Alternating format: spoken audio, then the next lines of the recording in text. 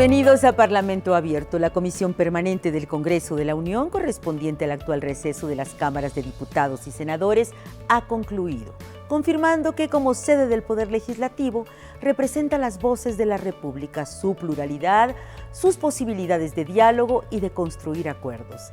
Y esta vez sus 39 integrantes, 19 diputados y 18 senadores, con sus respectivos suplentes, ratificaron e hicieron nombramientos a propuesta del Ejecutivo Federal, una tarea compartida y propia de un sistema que en su Constitución establece el equilibrio de poderes. Otra expresión de este balance entre poderes son los pronunciamientos, exhortos, llamados a diversos niveles de gobierno, autoridades, instituciones, fiscalías, para que se atiendan situaciones que afectan los derechos de las y los mexicanos en situaciones particulares o en problemas generales. Y de estos resultados se dio cuenta en la sesión del martes 24 de enero con la exposición de los dictámenes avalados en las 3 comisiones en que se divide la comisión permanente, que esta vez además protagonizó otra de sus atribuciones en el equilibrio de poderes, recepción y análisis de informes de labores de organismos autónomos.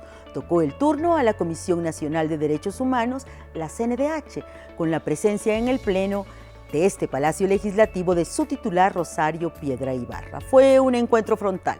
La ombudsperson defendió sus recomendaciones y acciones de inconstitucionalidad, advirtiendo que más que las opiniones políticas y partidistas, se atenía al juicio del pueblo que aseguró defender en sus intereses. Un punto polémico y en el que se ventilaron opiniones encontradas fue el de la seguridad y la participación de las Fuerzas Armadas y la Guardia Nacional, mientras representantes de Morena, del Partido del Trabajo, Verde Ecologista de México, consideraron que la presidenta de la CNDH actualmente preserva los derechos humanos del Ejército y del ejercicio del uso de la fuerza del Estado como una tarea en la que colabora. Sensibilizando a sus elementos, la oposición cuestionó su aval a lo que considera un proceso de militarización. La discusión mayor se centró en el ejercicio de la autonomía de la CNDH, particularmente en el tema electoral. Hubo señalamientos de que la actual administración ha decidido renunciar a ese rol de contrapeso.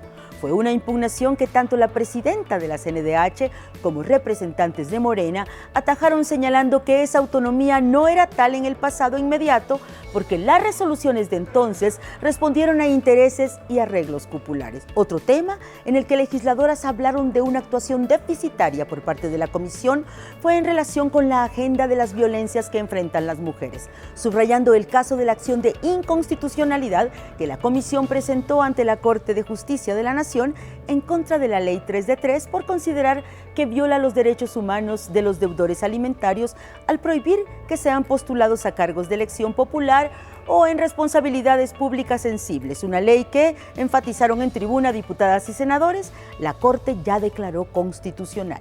También en tribuna, la presidenta de la CNDH adelantó que enviará una iniciativa al Congreso para reformar esta comisión, convirtiéndola en Defensoría del Pueblo. Aquí, parte de lo sucedido. Ante el Pleno de la Comisión Permanente, la presidenta de la Comisión Nacional de los Derechos Humanos, Rosario Piedra Ibarra, presentó su informe de actividades 2022.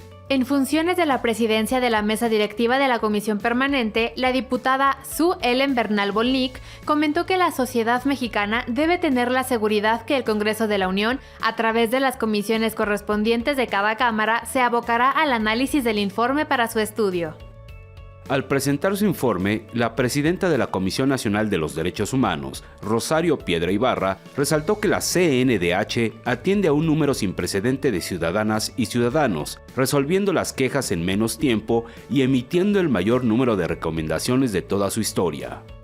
Durante 2022, la CNDH emitió un total de 302 recomendaciones, 264 ordinarias y 36 por violaciones graves, dirigidas a 115 autoridades de los 3 órdenes de gobierno, así como 2 recomendaciones generales, el número más alto de recomendaciones emitidas en toda la historia de este organismo constitucional autónomo. La diputada Erika Vanessa del Castillo Ibarra comentó que hace falta mucho por hacer, pero se están acercando a la consolidación de la paz y la justicia. Nuestro acompañamiento hacia la compañera Rosario Ibarra no surgió de los edificios lúgubres de la PGR o de Gobernación, sino que es producto de luchas históricas en contra de todos ustedes, que representan décadas de omisión, silencio, tortura y matanzas. Por su parte, la diputada Mariana Gómez del Campo Gurza comentó que la CNDH tiene la obligación de poner en el centro a la ciudadanía y de velar por que las instituciones que nos protegen sean acordes con las necesidades que requieren. ¿Dónde estaba la CNDH durante la pandemia, cuando murieron más de 600,000 personas por falta de apoyo? ¿Acaso buscó a las familias de las víctimas? ¿Dónde está la presidenta ante el desabasto de medicamentos, ante la falta de quimioterapias para nuestras niñas y niños con cáncer? ¿Por qué en lugar de defender a las mujeres, usted tomó partido por los deudores alimentarios? A su vez, la diputada Sue Ellen Bernal Volnick precisó que la violencia vicaria existe y es obligación de la comisión y de su titular defender a las víctimas. Necesitamos que la titular de la CNDH levante la voz por las víctimas, por las mujeres violentadas, que más allá de la recomendación que se emitió para Elena Ríos, la acompañen y le den seguimiento a ella y a cada una de las víctimas de violencia de género. No le escuchamos levantar la voz por quienes, como nosotras, fuimos víctimas de violencia política de género. El diputado Juan González Lima enfatizó que la defensa de los derechos humanos representa una de las tareas arduas en nuestro país. Destacamos el importante papel que juega la Comisión para la procura de la defensa de las personas migrantes, pues ha emitido 40 recomendaciones y otorgado 229 medidas cautelares en la materia, más del doble que la administración pasada, atendiendo a 357,000 personas, procurando atención médica y psicológica, informando sobre su situación jurídica migratoria, derecho al debido proceso migratorio, alimentación, enseres básicos de limpieza y aseo personal, colchonetas limpias, acceso a comunicaciones telefónicas, supervisión de trámites de repatriación y acceso a mecanismos de denuncia ante las autoridades competentes. El diputado Jesús Fernando García Hernández destacó que la Ley Nacional sobre el Uso de la Fuerza establece con claridad cómo deben actuar las instituciones policíacas para preservar la seguridad de todos.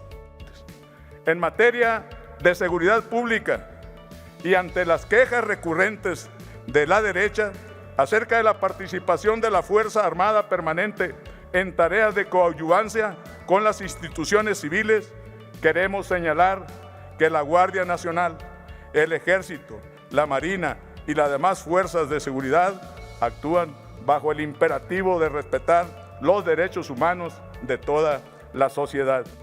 La senadora Patricia Mercado Castro comentó que una ciudadanía más informada y participativa ha sido clave para consolidar el régimen de derechos humanos y enfrentar cualquier intento de regresión.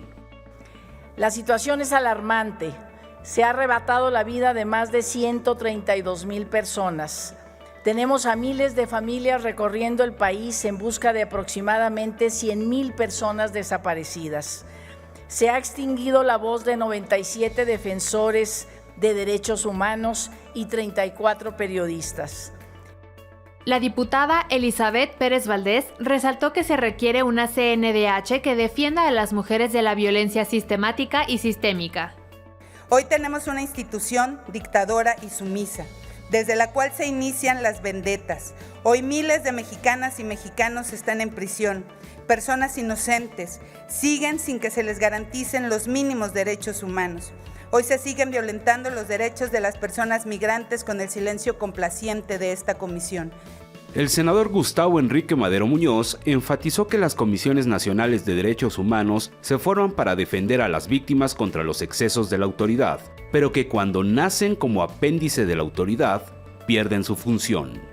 Frente a las coyunturas, frente a las cuestiones cruciales en el ámbito nacional como la militarización, la Comisión Nacional, nuestra Comisión Nacional de Derechos Humanos ha estado ausente. Mención especial merece su omisión de impugnar las reformas de la ley de la Guardia Nacional que implicaron la adscripción de esa corporación de la Guardia Nacional a la Sedena.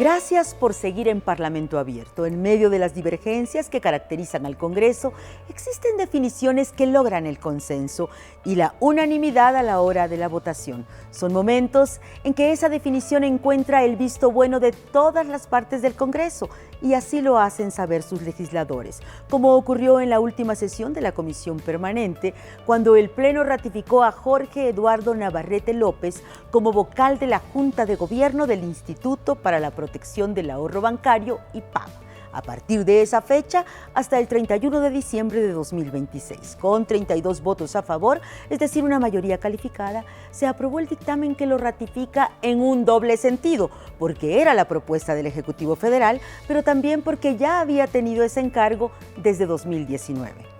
El presidente de la Comisión Permanente, diputado Santiago Krill Miranda, le tomó la protesta. Antes se fundamentó el dictamen que fue expuesto en la tribuna por el presidente de la Tercera Comisión de Trabajo, Hacienda y Crédito Público, Agricultura y Fomento, Comunicaciones y Obras Públicas, diputado Iván Arturo Rodríguez Rivera, destacando que el IPAB contribuye a la estabilidad del sistema bancario y a la salvaguarda del Sistema Nacional de Pagos. Fue una ocasión para revisar la historia, los tropiezos y los desafíos de la Junta de Gobierno del IPAB, integrada por 7 vocales, entre ellos los titulares de la Secretaría de Hacienda y Crédito Público y del Banco de México, y 4 vocales que son designadas por el Ejecutivo Federal y aprobada por las 2/3 partes de quienes integran el Senado o, como ahora, en días de receso, la Comisión Permanente. Voces de todos los grupos parlamentarios celebraron el perfil idóneo de Jorge Eduardo Navarrete López, los niveles de confiabilidad que ha alcanzado el IPAB y los diversos mecanismos que permiten garantizar que los tiempos del FOBAPROA quedaron atrás. Aquel fondo de rescate bancario que dejó lecciones para los poderes ejecutivo y legislativo, y hubo también el recordatorio del gran pendiente que el sistema bancario nacional tiene con la inclusión, es decir, que el ahorro y el crédito sean accesibles para todas y todos los mexicanos. Veamos la crónica de lo sucedido al respecto. En la Comisión Permanente del 24 de enero se ratificó el nombramiento que el presidente de la República realizó a favor de Jorge Eduardo Navarrete López como vocal de la Junta de Gobierno del Instituto para la Protección del Ahorro Bancario, IPAB, a partir de esta fecha y hasta el 31 de diciembre de 2026. Al fundamentar el dictamen, el diputado Iván Arturo Rodríguez Rivera señaló que Jorge Eduardo Navarrete López cuenta con título de licenciado en Economía, expedido por la Universidad Nacional Autónoma de México. Fungió como vocal de la Junta de Gobierno del Instituto para la Protección del Ahorro Bancario del año 2019 al 31 de diciembre de 2022. El IPAB garantiza los depósitos bancarios de los pequeños y medianos ahorradores y resuelve al menor costo posible bancos con problemas de solvencia, contribuyendo a la estabilidad del sistema bancario y a la salvaguarda del Sistema Nacional de Pagos. El IPAB garantiza el pago hasta 400,000 unidades de inversión por persona, por banco, de las operaciones garantizadas. El senador Sergio Pérez Flores afirmó que Jorge Eduardo Navarrete López reúne los requisitos que establece el artículo 78 de la Ley para la Protección del Ahorro Bancario, porque cuenta con reconocida experiencia financiera. Estoy seguro que la designación que aprobaremos el día de hoy impulsará la política económica que ya ha implementado el presidente Andrés Manuel López Obrador y que ha llevado a la estabilidad del peso mexicano frente al dólar como no se había visto en décadas. Durante el actual gobierno, el peso mexicano se fortaleció, logrando una apreciación del 4.6%. El diputado Jesús Fernando García Hernández dijo estar a favor del nombramiento por su idoneidad para dar certidumbre a la operatividad de esta institución. Estimamos que el IPAB debe vigilar que el sistema financiero nacional opere conforme lo que establece la ley para evitar quebrantos y que no se dañe a ahorradores y a las finanzas públicas. Que cumpla de verdad, y lo repetimos, con su objetivo, proteger los depósitos de los ahorradores. Que se vigile para que el gobierno no sea un rescatador de aquellas instituciones bancarias que operen sin la responsabilidad legal a la que están obligadas. Por su parte, la diputada Ana Laura Huerta Valdovinos se pronunció a favor de designar nuevamente al licenciado Navarrete López para otro periodo en el IPAF, porque ha demostrado estar a la altura de la encomienda.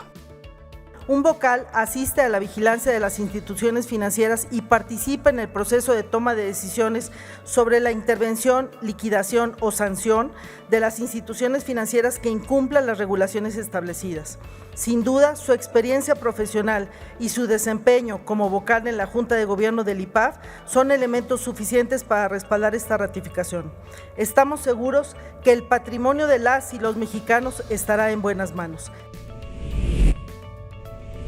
Vamos ahora con la crónica del quehacer legislativo que durante las sesiones de diciembre y enero en la Comisión Permanente revisó más de un centenar de propuestas de puntos de acuerdo, aprobando en calidad de dictámenes una decena de exhortos en la primera comisión, la de Gobernación, Puntos Constitucionales y Justicia, exhortos en materia de seguridad, interés superior de la niñez, migrantes y libertad de expresión, entre otros temas. Destaca aquí la condena al atentado que sufrió el 15 de diciembre el periodista Ciro Gómez Leiva, reconociendo las gestiones hechas por la Fiscalía de Justicia de la Ciudad de México y de la Secretaría de Seguridad Capitalina, convocándoles también a que continúen con las investigaciones para detener y castigar a los responsables materiales e intelectuales de la agresión.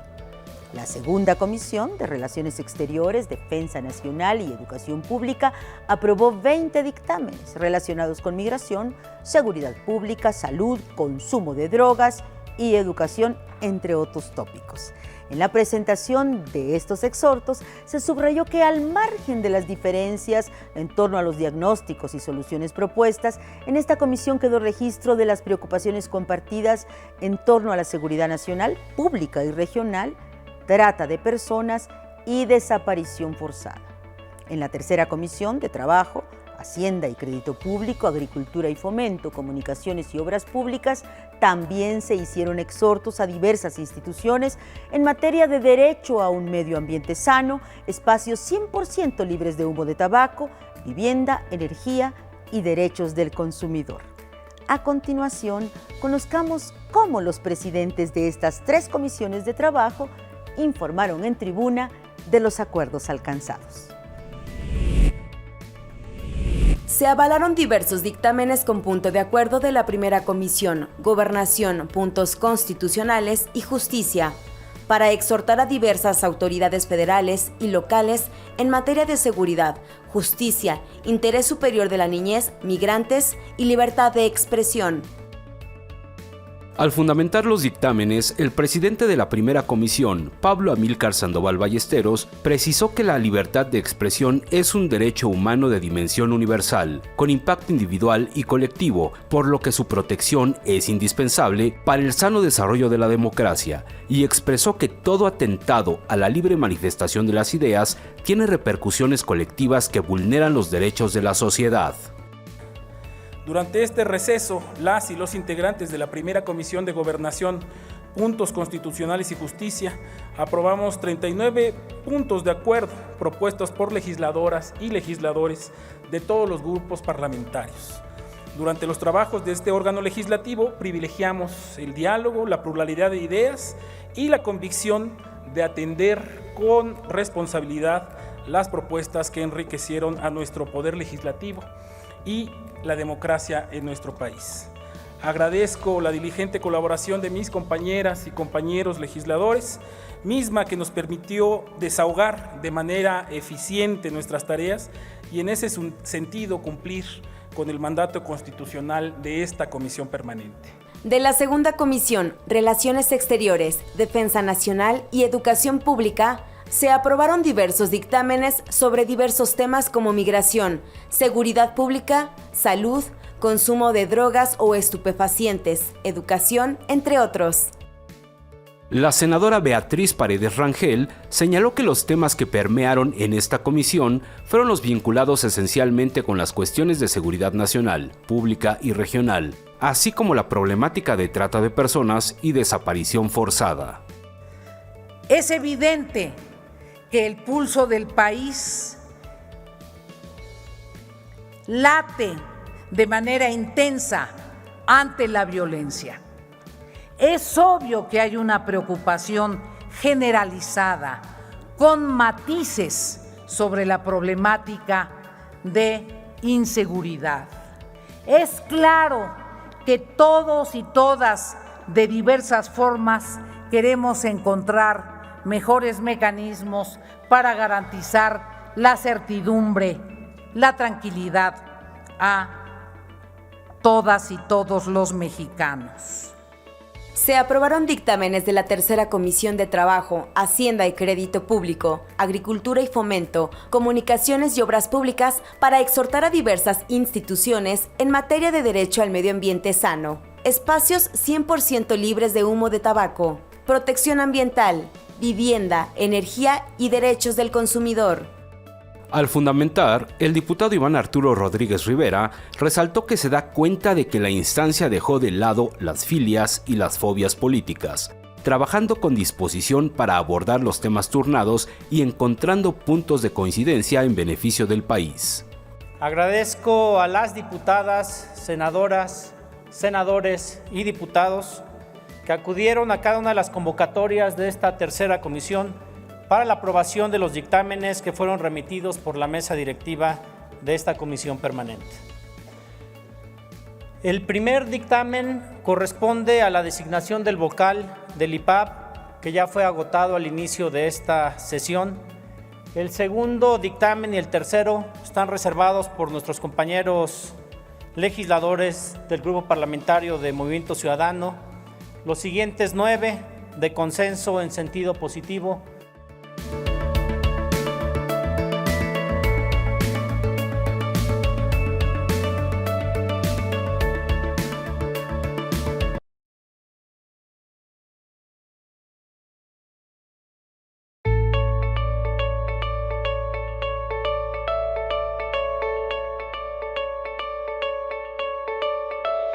El espacio cultural San Lázaro surge en la legislatura anterior en respuesta a un reconocimiento institucional. En la opinión pública no existe una valoración positiva del quehacer de la Cámara de Diputados.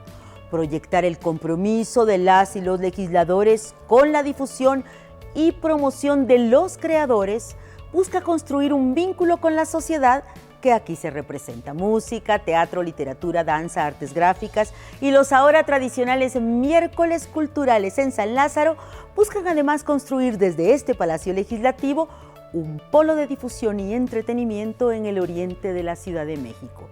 De los propósitos de este proyecto y este programa nos habla su director.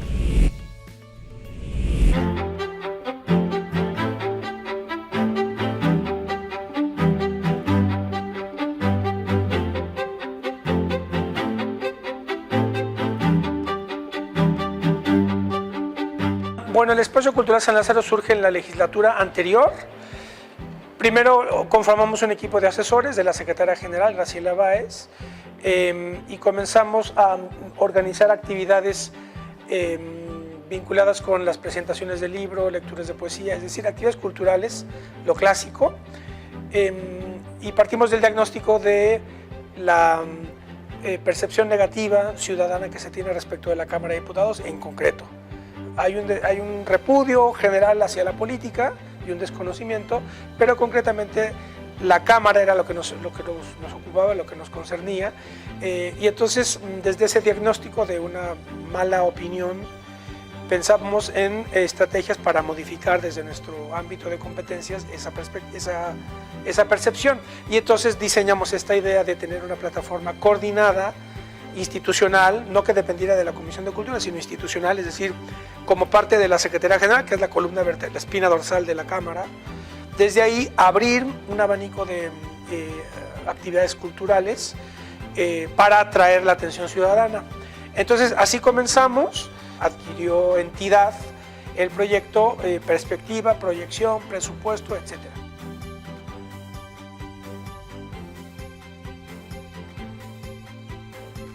Pues mira, fíjate, lo que fue muy importante, en pandemia lo que fue muy importante fueron las cápsulas culturales que hacíamos. Yo hice 2 a la semana, yo creo que yo llegué a hacer como, no te miento, 200 cápsulas culturales. Y los compañeros de biblioteca también, otras 150, otras 200. Al final fueron como 400 cápsulas culturales que hicimos. Eso en pandemia.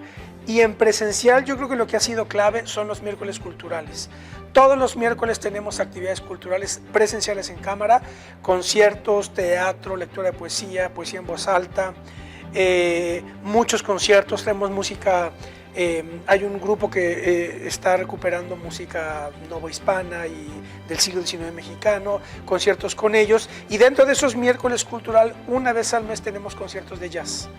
Entonces, eso ha sido, creo, la actividad que ha permitido ya posicionar al espacio cultural dentro de cámara como una, pues ya un sendero de trabajo ya permanente, institucionalizado, con una oferta cultural que queremos que sea de la mejor calidad. De hecho, terminamos el año con un concierto de Rocino Serrano, la orquesta moderna, un ensamble espléndido de músicos, todos son de nivel de Grammy, lo digo en serio. Rocino Serrano es uno de los máximos compositores y directores de México, él es el productor de Eugenia León, lleva 30 años trabajando con ella y es un compositor y un director de nivel internacional. Entonces cerramos literalmente con broche de oro el año y creo que esos miércoles culturales son los que han permitido ya consolidar al espacio cultural como el desafío que tenemos es hacer del Palacio Legislativo de San Lázaro un centro cultural o el principal centro cultural de esta zona de la ciudad, así como ciudad universitaria es por excelencia. O sea, el Centro Cultural Universitario, ¿no? Ahí donde está la sala Nezahualcóyotl, etcétera, es por excelencia el lugar cultural del sur de la ciudad. Nosotros queremos hacer del Palacio Legislativo el centro cultural de esta zona de la ciudad, del oriente de la Ciudad de México.